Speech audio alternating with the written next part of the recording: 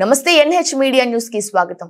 Ration బియ్యం సరిగ్గా లేదు, పురుగులు వస్తున్నాయి, రాళ్ళు రప్పలు ఉన్నాయి. ఇలాంటి బియ్యం నాకొద్దని రేషన్ షాప్ కి వెళ్లి బియ్యం ఇయ్యడానికి పోతే నాపై దాడి చేశారు.